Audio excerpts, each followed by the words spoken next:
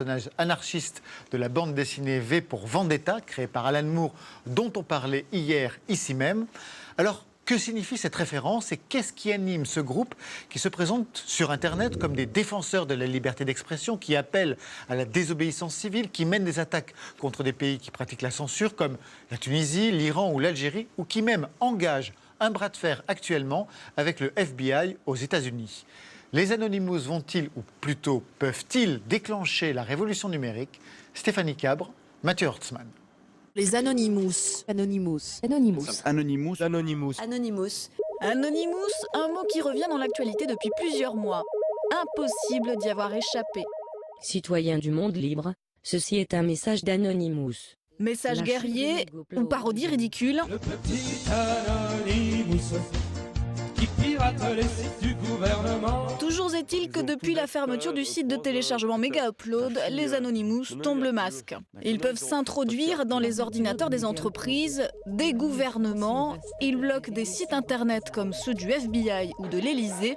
Ils ont encouragé et accompagné les révolutions arabes. Ils manifestent même physiquement, comme fin janvier ici à Paris, c'était contre l'ACTA, traité anti-contrefaçon européen. Direction les bureaux de Frédéric Bardot, auteur du premier livre sur ces pirates informatiques. Petit 1, qui sont les Anonymous ? Au départ, c'est parti d'une blague et d'un forum de discussion où il se passe un peu tout et n'importe quoi, qui s'appelle 4chan.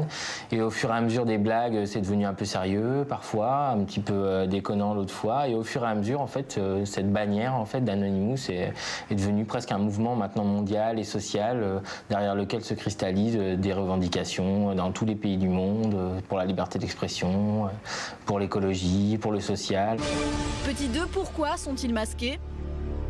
Un jour, la Scientologie a fait retirer une vidéo d'Internet et là, ils se sont dit c'est pas possible qu'on puisse laisser la Scientologie faire ce qu'elle veut sur Internet. C'est notre espace Internet et donc là est lancé le premier grand mouvement fondateur des Anonymous qui est contre la Scientologie.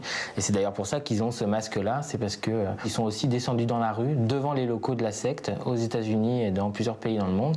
Et pour ne pas avoir de procès de la part de l'Église de Scientologie, ils ont trouvé le moyen de rester anonymes dans la rue en portant ce masque. Ce masque-là, il vient effectivement d'un comique au départ et qui est devenu après un film qui s'appelle V pour Vendetta et qui raconte l'histoire d'un anarchiste dans un monde un peu comme Big Brother en 1984. Êtes-vous prête à coopérer? Non. Ils sont imprégnés par la culture de l'image, par les mangas, par Matrix, par Fight Club. On ne parle pas d'Anonymous, Anonymous n'existe pas. L'enjeu, c'est la liberté sur Internet. Les représailles contre la fermeture du site de téléchargement Mega Upload en janvier ont donné le ton. Jérémy Zimmerman est le cofondateur de la Quadrature du Net, une association qui milite pour la liberté sur la toile. Lorsque quelqu'un porte atteinte à cette universalité en restreignant votre capacité d'accès, en restreignant votre capacité de publication, alors Internet n'est plus Internet. On revient dans le Minitel, on revient dans un réseau centralisé, dans un réseau sous contrôle. Et les bénéfices sociaux, économiques, culturels que l'on tire d'Internet aujourd'hui sont menacés lorsque l'on porte atteinte à cette neutralité du net. Petit 3, comment les Anonymous attaquent-ils ? C'est un grand nombre de personnes qui, au même moment, vont automatiser l'équivalent de cliquer sur un site. Et de l'autre côté, il y a un serveur, donc un ordinateur qui est programmé pour répondre à ces requêtes. Et donc, quand il y a 1000 personnes en même temps qui en permanence dire il va se retrouver sur les rotules à être dans l'incapacité de répondre. Et lorsqu'un utilisateur va légitimement tenter d'accéder à ce site, tout ce qu'il verra, ce sera une page blanche ou un truc qui va tourner pour lui dire time out. Petit 4, comment devient-on Anonymous ? Si vous cherchez un petit peu, il y a des modes d'emploi. Vous pouvez être fan de la page Facebook d'Anonymous et poster des vidéos sur votre profil et puis faire du prosélytisme pour Anonymous. Ça fait de vous quelque part un Anonymous. Vous pouvez installer le logiciel qui permet de bloquer les sites, comme ça a été le cas du site d'Adopi, etc. Et ça fait de vous un Anonymous temporaire. Parmi les Anonymous, on sent qu'il y a à la fois une vaste majorité de gens qui ont entre 15 et 25 ans, qui sont nés avec Internet et qui n'ont pas forcément une réflexion politique et qui sont les gens qui vont juste aller cliquer sur le petit programme qui permet d'automatiser ces attaques en déni de service quand ils vont voir passer un message.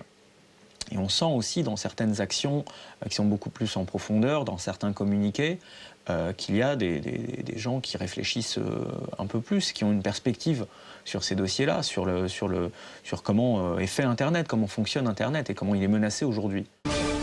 Et enfin, petit 5, les Anonymous peuvent-ils changer le monde? Entre les Anonymous historiques, les nouveaux indignés numériques et les ados bricoleurs qui veulent jouer aux hackers, impossible de dire ce qu'il adviendra du mouvement. Nous sommes Anonymous.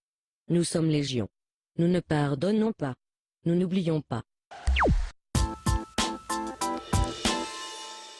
Qui a dit que le manga était un truc de garçon? Preuve du contraire au salon Paris Manga, porte de Versailles. Car si les gars ont leur propre genre, le shonen, avec des combats hyper violents, les filles aussi ont droit à leur univers, ça s'appelle le shoujo. Axel Poisson, Ludovico Haro, c'est la nécessaire minute 30.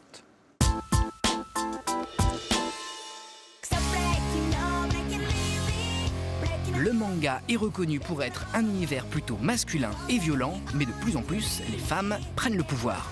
Pour le vérifier, rendez-vous au Paris Manga, salon consacré aux fans de la BD japonaise.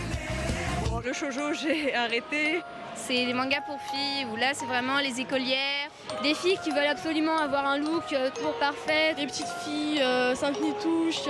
C'est un caractère assez mignon, assez, comme il dirait, kawaii. C'est comme si on était dans un autre monde où tout est rose. Bah, romantique quoi. Mais les mangas, c'est pointu aussi, c'est une critique de la société, mais de la société japonaise. Je préfère